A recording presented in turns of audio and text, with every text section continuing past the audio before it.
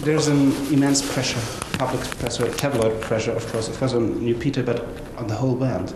And someone said in a critic, it's perhaps your last chance to do a proper album. That's what really? the Musical Express, I think, that. The game's up. I felt that. I definitely felt that personally. Time's up, boys. But we had to deliver a good album, or we would have got shot. I had no doubts we were going to do it, though. I always knew we were going to do a good. I didn't know. I know it was touch and go, to be honest. I really didn't know. But then, the day that I heard Timo Bellini's group, The fucking waiters here. and then the day that I heard the monitor mixes in the order that Steve had stripped, and then that's when I knew. I knew above all everything I learnt most certainly about morality would come from this album.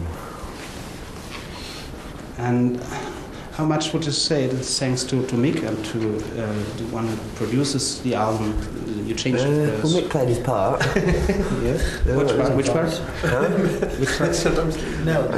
Yeah, sometimes it plays a part. The recluse in the toilet, mostly. Yeah. No.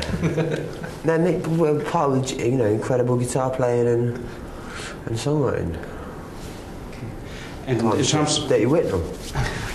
And in terms of production, what has changed with the new producer? Well, in terms of production, just like by listening to it and seeing, hearing the production for yourself. It's hard to talk about because it's something that's, it's so indelibly linked to what it is itself. You can't really talk about these things. You can talk, well, you can. You've proven it. You talk forever about a record, but really you just have to listen to it. You're a culture show, aren't you? You know these things. If we all sat around talking about books and paintings all day, without actually reading them or looking at them, then you'd soon run out of things to say. So I'd recommend listening to it. Don't listen to us. Don't listen to the critics. Don't listen to Stephen Street. Don't listen to Mick. listen to the record. That's true.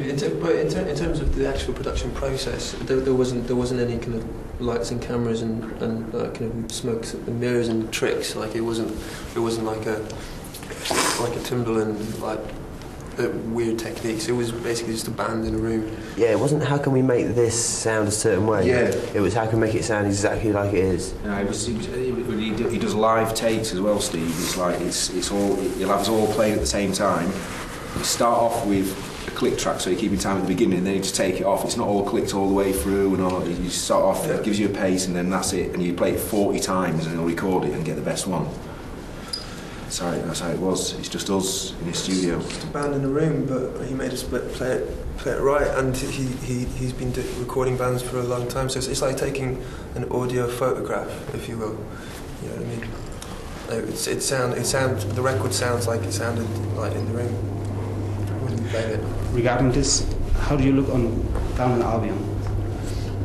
It is what it is, really. You don't reflect on it. It's just like it's good, and it was at that time, and that's what it is. Down album's great collection of songs. Some amazing songs. There's something about that time. There's something dark, and there was something we were trying to. I don't know what it is. There's something we're trying to avoid about that record. It's not the songs. The songs are great. The songs are fantastic. I love the songs. It's not the playing. There's just something to avoid about the record. It's like you've done it, and now it's like leave it alone. Don't open that dark cellar door. But with this album, there's nothing really we're trying to avoid about it. There's things in that album which will haunt us forever. I think it's emotions, isn't it? It's emotions tied up in it. It was a very dark time. It's like with this album, it's like, I've been playing music since I was 13, and I've never been truly satisfied with anything I've ever recorded. But like with this, it's weird. I still listen to it now. It's like, imagine how many times we heard each song in the studio over and over and over again. But it's weird. I still listen to it and enjoy listening to it. And it's kind of weird because like it's never happened to me before. The band I've been in, as soon as you record it, I never listen to it again. You know what I mean? That's it. I've had enough. But with this, it just seems to like I don't know. There's something almost masturbatory about listening to your own record. Yeah. But this record, it's like it's all right to have a wank every now and again.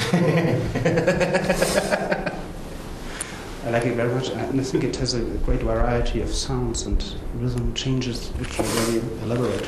Yeah. Working on songs, do you believe in the concept of genius in the romantic sense? Concept of like a genius becoming his ideas, great ideas, perhaps by inspiration, You mean like or is it just work? Is it just work, Like Wagner. work? like Wagner. Like Wagner, like romantic idea before, like courage, like. Nietzsche. Well, honesty. You mean with music, like just being Genius, you said. Well, if you go around calling yourself a genius, you're a bit of a knob, really, aren't you? It's like, genius. I don't think you mean genius in the literal sense. Are you talking about like a? I am a genius. I have nothing to declare except my genius. No, there's just a saying, working So, on. there's no geniuses in this band. Well, that's a work of genius. That's Yeah. So you mean literally genius? Yes. There's no geniuses around here, but the album's a work of genius, so we don't know really what to say. You know, call it what you will. You know. Well, it's certainly not for us to say if it's genius or not. Well, who else is it for us to say? It's not us, mate. It's up to us to say who it is to say it's genius. Okay, he knows You that I can know. say it. He knows that I know that he. You know that I know that you know. Very clear. No, it's just a concept of working. It's just a concept. Some writers would say you work hard. There's nothing of inspiration, nothing of genius. Nothing. All people could get to the same point. And the other concept would be no. There's the concept of genius, which is a higher idea. Yeah, the elevated. Well, genius actually, if you look in the dictionary, just means something from the norm, really. Does it? Yeah. It's just like it's like remember when you were going on about I wish not being right. Harmonically. Yeah. Then because it's not perfectly musically right, and it's something from the norm, that would be classed as genius in the real English literary sense. I see. Well, there you go. Speaking of course, you started as a poet, Peter, at school, won prizes. Speaking of some kind of idols, there's a tradition in poetry, of course, perhaps beginning with Coleridge, who wrote poems after using laudanum. There's Baudelaire and Artificial Paradises, and there's Rimbaud and all these. I don't know if you want to answer it, but do you see a special role drugs play in your songwriting?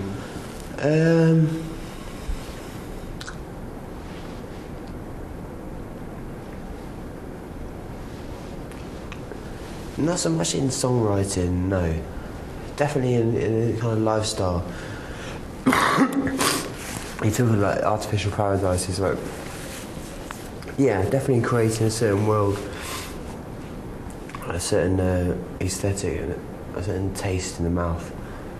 But not the songwriting. No, I don't think so. Don't think your songs reflect that lifestyle and that world in some way? No, because I always try new songs to create their own, a new world, kind of to get out of that. You know, and it's never artificial either with a song. You know? An escape from your escape. Yeah. But you know what, when I was a kid though, all my mates used to listen to like late 60s reggae music. When I was really young, I didn't really like it. And I don't know if I should say this really, but I had a smoke some marijuana. I was only 14, and someone put some reggae on again, right? And I was like, and it totally made me look at it in a different way. And cannabis has helped me a lot with music, I must say, but I don't know if that's a good thing to say. I don't want loads of kids going out and starting smoking dope. But yeah, it does make you hear different things stand out sometimes. But it's different for lyricists, but I like the music side of things. So, but yeah, with music, it does put a different slant on it. Truth be known, for me personally, anyway. But those days are gone anyway, so just doing it on a straight ed these days. Still doing all right. Is it a way, just like William Blake, Road of Access leads to the Pillars of Wisdom? Is it like a new way of gates of perception? Is it a new way to perceive things, to really